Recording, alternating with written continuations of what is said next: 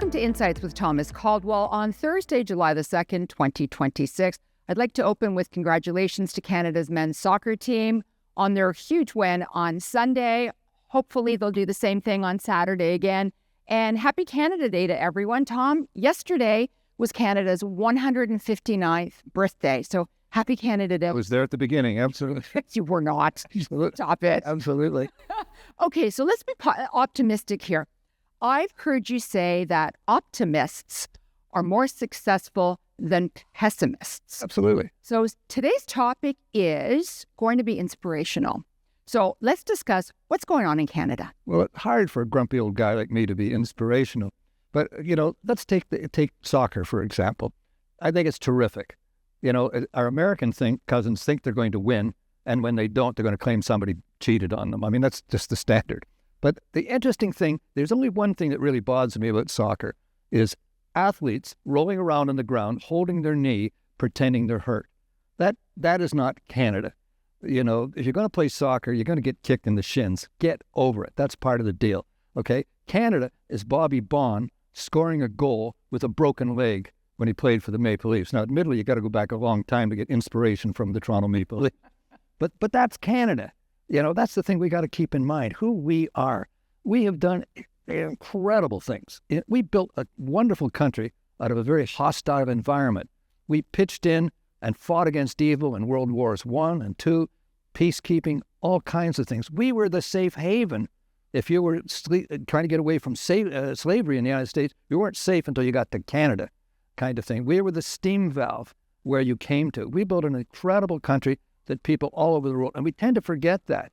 And, we can get focused on negatives. And frankly, the media feeds it. Our politicians feed it. Oh, here's a problem, and we're going to solve it for you. I think, you've got to cut off negatives. Albert Einstein had a great line. He said, avoid negative people. They have a problem for every solution. And I think the thing to keep in mind is that this is an incredible country with incredible resources. And I'm not talking about mining and oil and lumber and anything. I'm talking about the people. There's incredible people from all over the world have come here, brought talents, skills, better attitudes in many cases. And, you look at this, that if we look at Canada going forward, the possibilities here are endless. We have all the resources the world needs. We have all the possibilities the world needs. We have people that want to succeed and do well. We have a great history. And again, one of the great problems over the last several years is diminishing our history. Our history is a wonderful history, and that's the thing we have to build on. So I always keep saying, quoting Shakespeare, the problem, dear Brutus, is not in our stars, it's in us. Governments are responsible for us, but we are responsible for the governments we have and tolerating this thing. The one great thing about America will change. Winston Churchill had that great line, America will eventually do the right thing after exhausting all the other possibilities. And we have to get to that where we change, not just elect the same party with a new pop-up leader. We need a whole change in our political thinking. And I think we, and particularly the young people, have to demand this, that we really capitalize on what we've got here. I look at the world through investing lenses. And, if I look at Canada and I look at what we have and what the world needs, then I think the possibilities here are endless. And there's only one possibility. It's the same as a company. It's not what you got. It's what are you going to do with what you got. And that comes down to management, and that comes down to leadership. So I'm very, very positive because, like it or not, I like to give Mr. Carney the benefit of the doubt, but at least he's doing something. At least he's doing something. I don't know what's going to come of it. I don't know whether he's going to get elected to the United Nations and just leave. I have no idea. But he's doing something positive versus 10 wasted years. So we're doing something positive. And the other thing I've noticed over my career and my life is that people won't deal with a problem until they recognize they have a problem. The wonderful news now is we know we got a problem. So what are we going to do about it? And that comes down to management. I'm optimistic. Oh, I like that.